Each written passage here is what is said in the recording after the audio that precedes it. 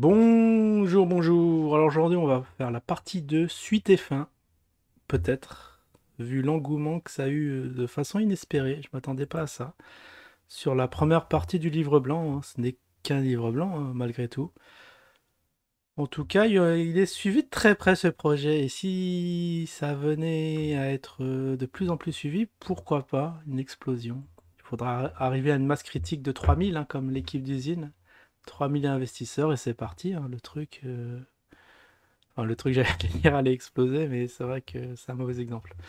Bon, on était où? On était ouais, sur le terme de lucratif et non lucratif la dernière fois. On va s'attaquer à la partie 3. Bon, je regarde vite fait que le son est bon, ok, tout est bon, on peut y aller. Après cette courte introduction, partie 3, mon écosystème et mes tokens, l'ICO. Ah, c'est vrai, on a loupé l'ICO. Quel dommage. On aurait pu l'avoir à prix pas cher. Alors, l'ICO du projet est déjà en cours. Ah, ça doit être. Mais il faut donner des dates, parce que là, on croit à lire cela que l'ICO c'est bon, quoi. Attends, je vais le mettre en plus grand. Que on dirait qu'on peut toujours intervenir sur le projet, on peut toujours participer à l'ICO, mais c'est terminé.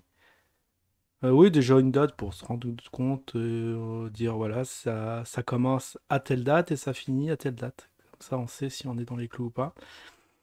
Les différentes étapes se font en pourcentage. Alors déjà une petite photo, est-ce qu'elle est pertinente? Il y a des téléphones portables, 1, 2, 3, 4, 5, 6, 7, 8. Bah, bien évidemment, le chiffre 8 partout présent de façon subliminale. 10%, t'aurais pu faire un petit effort. 8%, ça aurait été bien ça, pour rester cohérent. Actuellement, le progrès est à 10% de sa capacité, environ. Ouais, bon. J'allais dire, on va pas revenir sur les typos. Remarque spirituelle. Le petit œil.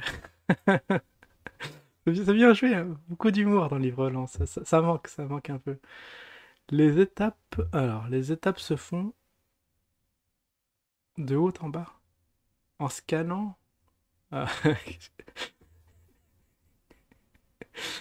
qu'est-ce que c'est que ça? En scannant, vous trouverez une preuve spirituelle. Le projet LUT utilise la blockchain Wave Exchange de différents sites pour obtenir des fonds. Alors déjà, oui, bon, ça, on a vu que c'était pas très malin de mettre des anti-slash, des slash dans tous les sens. Pour le référencement, c'est vraiment pas bon. Je me demande comment la plateforme a pu autoriser ça. Parce que sinon, il y en aurait plein qui seraient engouffrés dans la faille. D'un côté, c'est original, je sais pas, je suis partagé.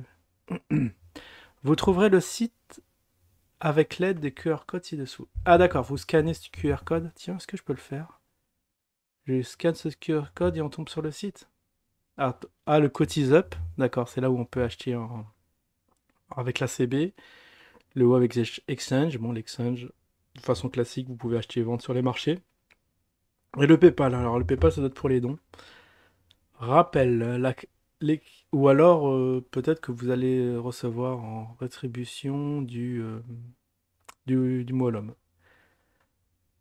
Pas si clair, hein. Pas si clair. Mais bon, on va supputer.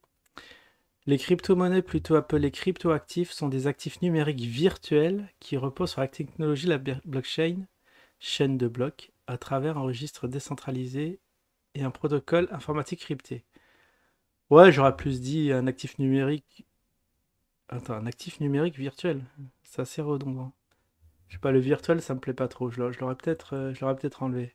Parce que ça, non, faut pas confondre les termes, hein. Site de l'AMF. AMF, alors il y a le site de l'AMF. Alors pourquoi il y a un site de l'AMF? Ah oui, qu'est-ce qu'une crypto-monnaie? Ok. Pour ceux qui savent pas, bon, nous on est quand même assez rodés là-dessus. Les formes. Les premiers, la première crypto-monnaie commercialisée du projet LUT est le Molom. Ah oui, c'est vrai qu'après ils vont en avoir d'autres. Ça va être comme la multiplication des pains. Il va avoir lieu de la multiplication des monnaies. Bon, on l'a vu sur le Zine, hein, c'est pareil. Plein de monnaies pour renforcer un écosystème. C'est c'est pas si mal. Alors, le Moilum est une crypto-monnaie particulière.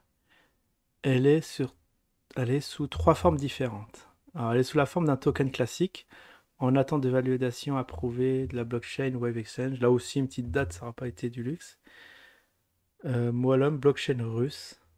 Ah, d'accord, la Russie. Sponsorisé par la Russie, d'accord. Ça, il ne nous l'avait pas dit. HTTP, Web Exchange, peut-être. Ah oui, parce que Web, ça doit être une plateforme russe. Si, il a dû le dire, maintenant ça me revient. Explication. Pour voir le token sur la blockchain ci-dessous, donc un petit QR code à scanner, voir page 8 et 9. Le total. Ah, voilà, les termes techniques. Total supply est de 144 millions de tokens, mais seulement 36 millions de tokens seront mis en circulation afin de récompenser les éventuels gagnants de différentes promotions concernant l'actif. D'accord, donc qui se garde la majorité des supplies? Il y a plus de 100 millions qui vont être détenus par le créateur du projet.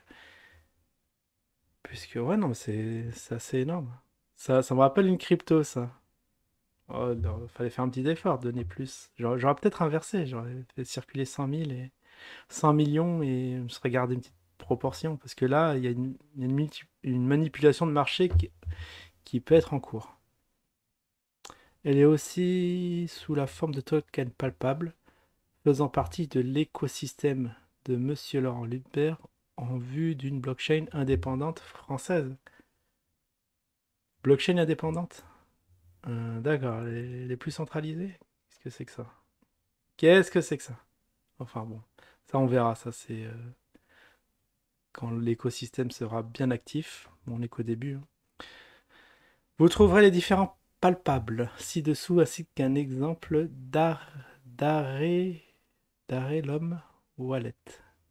D'accord, il y a une wallet spéciale pour acheter cette crypto. Alors on a ça. Ouais, c'est pas assez grand. C'est vrai d'un côté, je sais pas. Ouais, quoique. Je me suis dit, il faut mettre plus grand, mais après le livre blanc, il explose, hein. Donc on a un palpable ici, un deuxième avec le QR code, une palanquée de palpable ici. Là aussi du palpable. Bah, il n'y a que du palpable en fait. Oh, celui-là il est beau. En jaune comme ça. Il me le faut. Chaque client est suivi par un wallet sous forme de QR code. Client. Bon, c'est vrai, on a des clients d'un côté. On va pas se plaindre. Suivi par un wallet sous forme de QR code. Et emballage appelé le. Alors, QR code et emballage appelé dans le jargon de monsieur Laurent Ludberg, arrêt Wallom. D'accord, ok. Suivi des traçages numériques des transactions appelées Transac Lom. Ah d'accord, il a son propre traçage. Ok, moi, je pensais que c'était. Mais est-ce qu'il a sa blockchain? C'est ça que là, j'ai un doute. Est-ce qu'il a créé sa blockchain? Elle est aussi sous la forme de. Bon, pour l'instant, c'est un token, mais je sais pas pourquoi il y a des transactions qui ne sont pas. Parce que normalement, c'est lié à la blockchain utilisée. Donc, en l'occurrence, ici, si j'ai bien suivi celle du Wave. Enfin bref, elle est aussi sous la forme de token virtuel faisant partie de l'écosystème de Monsieur Laurent Lutmer en vue d'une blockchain. Ah, ça je l'ai déjà lu. Ce token sera distribué. Oula, en clé USB.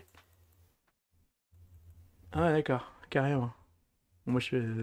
Ok, pourquoi pas? Parce que je pense que ça va alourdir la facture.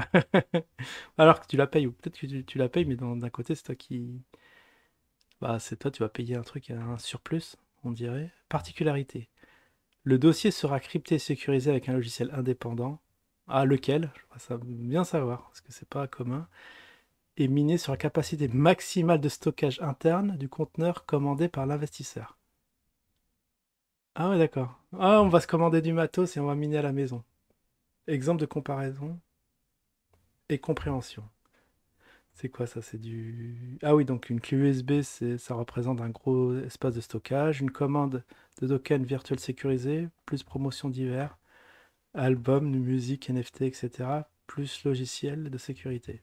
Oula, mais c'est lourd ça. Elle est aussi sous forme de NFT cotée sur la plateforme dédiée, exemple OpenCO et BlackBerry Swap. Bon, je connais pas. Un Wallom. Euh... Ah non, c'est Bakeri Swap. Je sais pas, je connais OpenSEH. Je sais pas, franchement, c'est balèze, hein. Ce qu'il nous a fait là, c'est assez balèze. Il y a plein de termes que je connais pas, que j'ai jamais vus. Avantages et désavantages de différentes formes. Ah. Avantages, désavantages en rouge. Alors, le token palpable. Pas besoin de l'internet. d'Internet. Ouais, mais bon, maintenant, ça s'est un peu démocratisé l'Internet, on peut plus s'en passer. Donc il a mis ça en avantage aussi actif réel dans la main. Bah, j'aurais mis ça dans des avantages parce que maintenant on est, comme on l'avait dit, je crois, dans le zéro papier, dans la numérisation de tous les documents. Il n'y a plus aucun intérêt d'avoir des trucs dans la main, mais bon. Infalsifiable, bah ça c'est le cas, hein. Quand tu es sur la blockchain, tu peux pas trop revenir sur les blocs. Donc tout ça, je pense, c'est déjà assuré par la blockchain. Cryptage, ça aussi, c'est assuré, donc il n'y a pas de valeur ajoutée. Basé sur la confiance du fondateur. Bon, ça dépend de la confiance qu'on a au fondateur ou pas. Mais bon, pourquoi pas. On va dire, on va dire que c'est et sécurisé. Bon, on va s'arrêter là. Est-ce qu'on va continuer? Allez, on va finir vite fait. Le token de la blockchain indépendant de Internet. Des avantages, anonymat, avantages, décentralisé, suivi des transactions, cryptage, sécurisé, transparence, infalsifiable et mot de passe oublié. Ah oui, là il parle de la blockchain.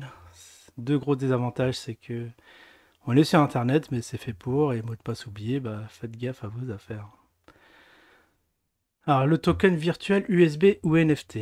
Alors, l'avantage, pas besoin d'Internet. Ah bon?